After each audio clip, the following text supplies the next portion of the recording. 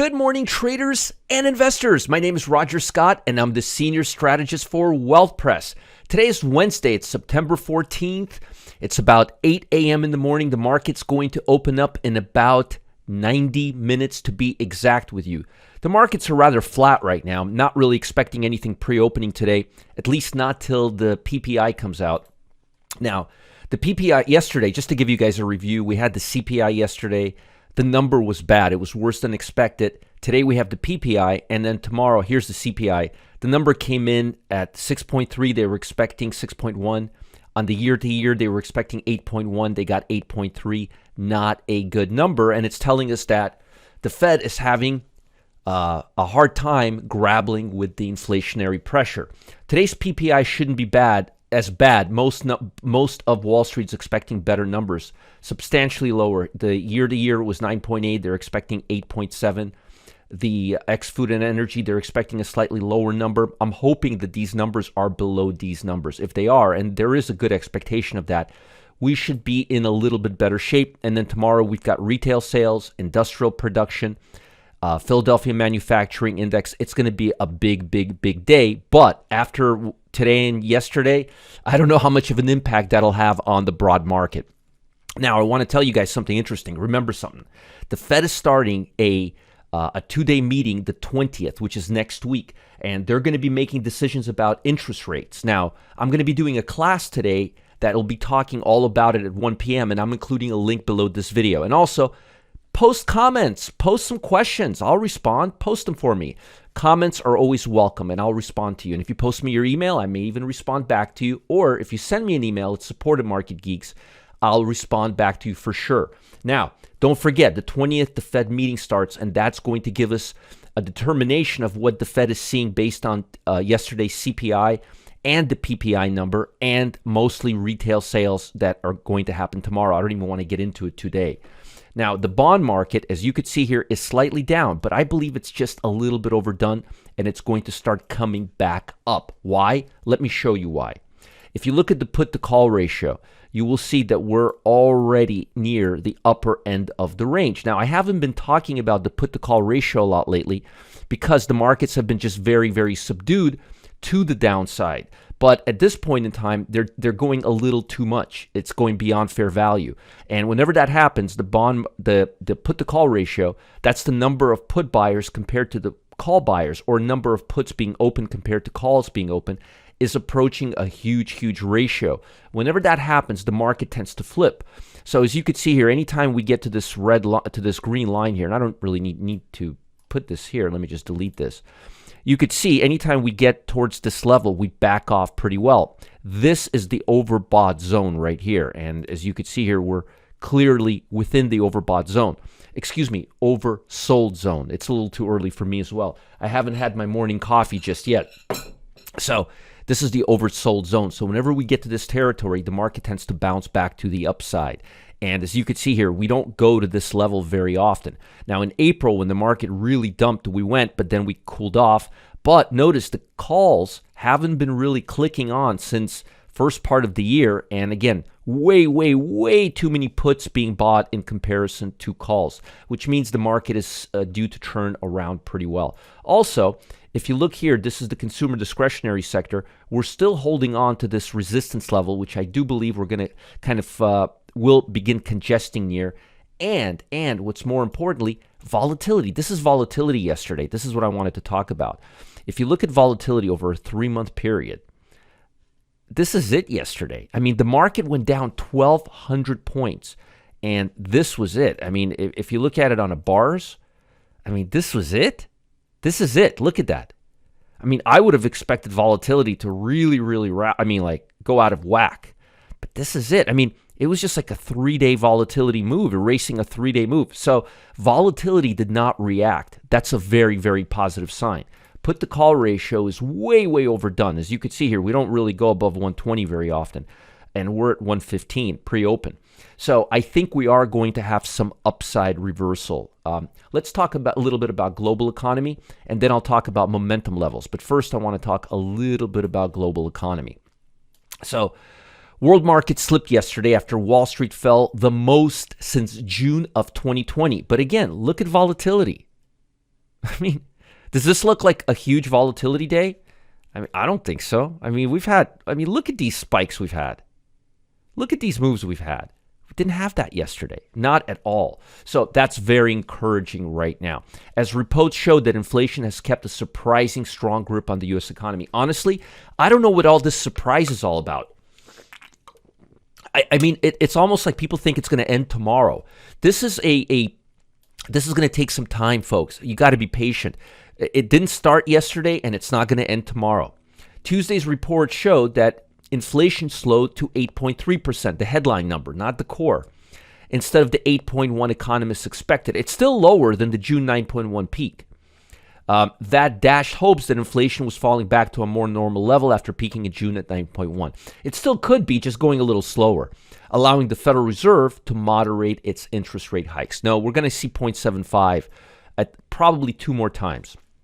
Tension between the U.S. and China was also weighing in on sentiment. We need that right now, like Putin needs another hemorrhoid.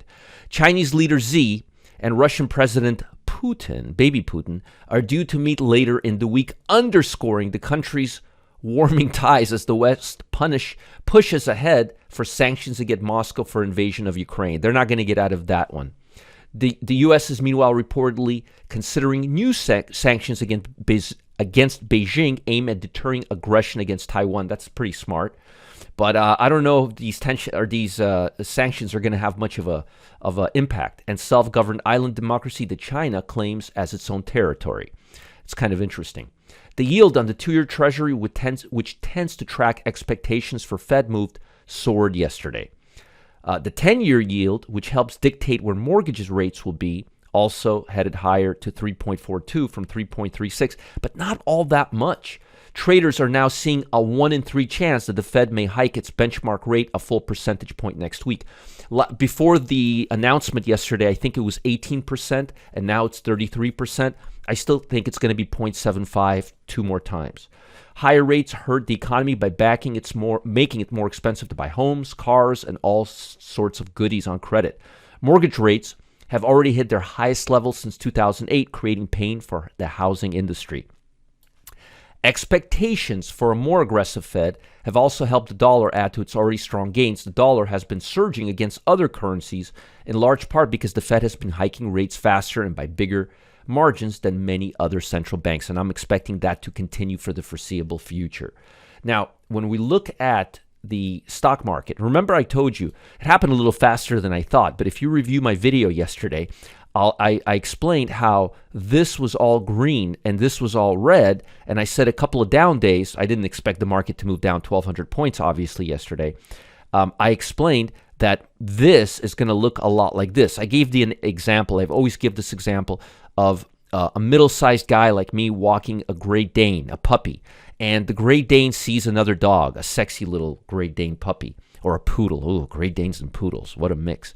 Or maybe seen my Clyde, the cat, right? And just goes crazy. Well, that's the 50-day moving average. It's very emotional. It's very trigger happy.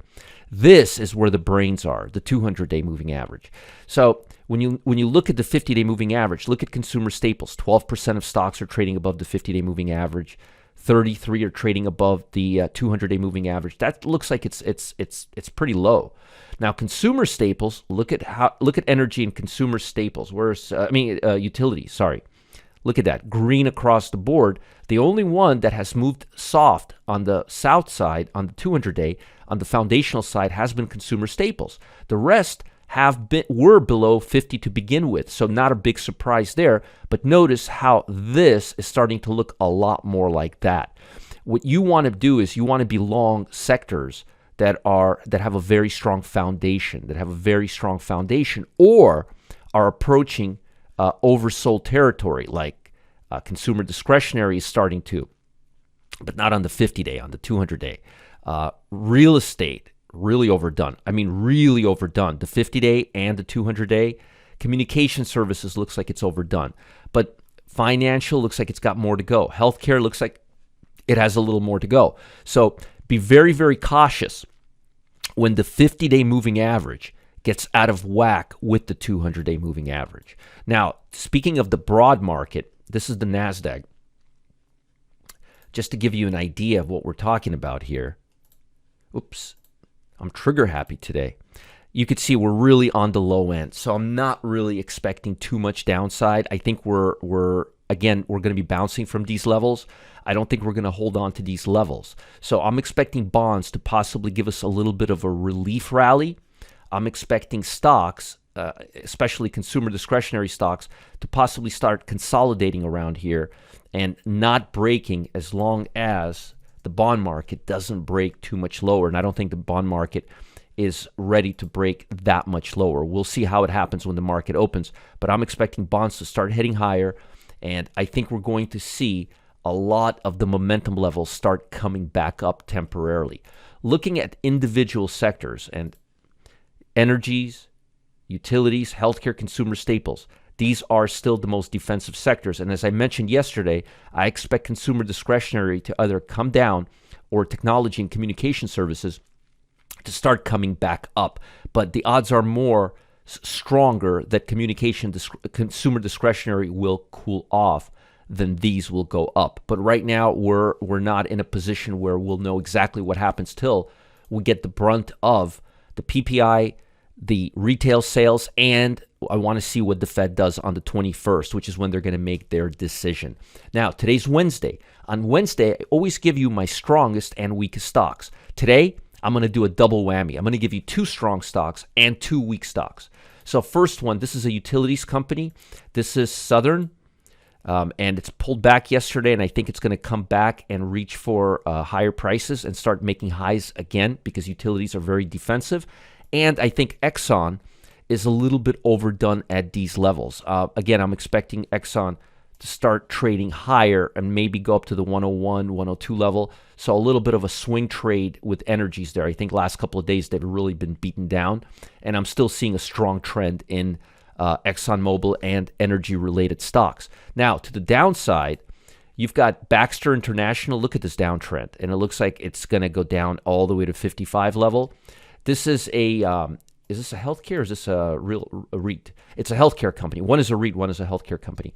This is a surgical company. They're not doing really well right now. They do hospital products, dialysis. They haven't been having a very good year. And as you could see here, nothing's been helping this stock go up. It's been going down, down, down, down, down, no matter what. So Bax, this is definitely a short. And next one is BXP. This is a REIT, a properties REIT, but they're dealing with a lot of office space. And right now, if we have a recession, office space is not going to do well. So I think this REIT is going to go from 87 back down to the high 70s. So long SO, long XOM, short BAX, short BXP. Now, let me look at some sectors real quick. Individually, when we look at these sectors, I think utilities are going to be kind of bouncing, consolidating around here. Energy, I think, will kind of come back up. I think healthcare may come down a little bit more, but maybe bounce up. I'm looking for a bounce. I think this is way, way overdone. I think momentum levels are just overdone, and these parabolic moves, they don't tend to stay very much, and we have some gaps here. So don't be surprised, especially with communication services that have been beaten down, with healthcare, which has been beaten down, real estate has been beaten down. Don't be surprised if we have a little bit of a rally, and pay attention to the PPI report that's coming out in about 16 minutes. Now, folks, before I let you go, I've got something important for you. And by the way, remember, we're having the Fed starting a meeting the 20th of September. They're going to have a Fed announcement on rates on the 21st. It's going to be really, really big. Now, and again, as I mentioned, the Fed starts their September 20th meeting, and it could start shaking the market. Rates are all but guaranteed to go higher. The only question is how much. And after yesterday's hotter than expected CPI reading, there's so much uncertainty, so much more than usual leading into the next Fed meeting. The odds of having a 1% hike is now 33% or 30% instead of 18%. Today, folks, at September 14th at 1 p.m. Eastern Time, we're going to have an emergency meeting. And I'm going to help you deal with what's going on in the market. I'm going to help you protect, hedge yourself, reduce your volatility, put yourself in the right exposure. I'm going to show you exactly how I've been able to get ahead of these big moves by the Fed. So come ready to learn. It's going to be all meat and potatoes. It's going to be extremely relevant, And I'm going to be giving away my #1 sector play for free to all that attend. Use the link below, enter my 1 p.m. Eastern webinar. This link takes you directly to the webinar. So use it for 1 o'clock, and I'll see you there. 1 o'clock today Eastern time. Come, be ready, bring a notepad, piece of paper. You're going to learn everything you want to know about the various 11 sectors and how to trade them. And we've been killing it even in this market climate. Follow the link below. Check it out now. Don't miss out. Post comments below this video.